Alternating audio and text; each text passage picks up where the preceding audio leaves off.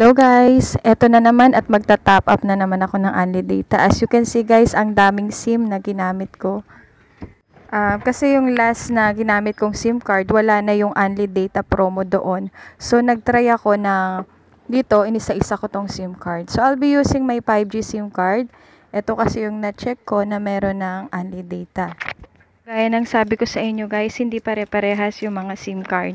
Merong SIM card na pag pindot mo ng asterisk 123 sharp, nandoon agad yung unli data for all size. Yung iba naman sa Giga Life. At meron din namang SIM card na wala talaga yung unli data, kundi unli giga at unli giga stories lang yung makikita mo.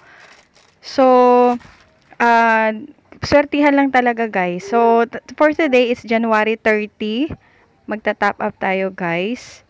And then, ang ginamit kong pang top up is yung TPC.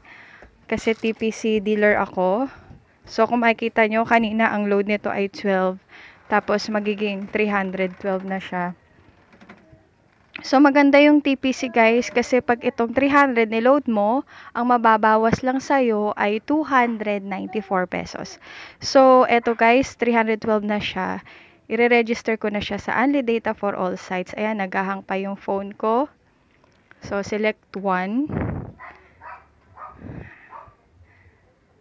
Ayan, guys. Kaya, in-encourage ko kayo na mag-TPC na kayo, retailer or dealer. Just message me lang or comment down below kung gusto nyo maging TPC retailer or dealer. So, ayan, select number 2 naman para makasubscribe sa Unli Data 299. And then, click number 1 to subscribe. At ganun lang guys. Okay na, naka-unli data na naman ang inyong lola. Thank you Lord. At nakachamba na naman ako ng SIM card na may unli data. So, yun lang guys. Thank you for watching.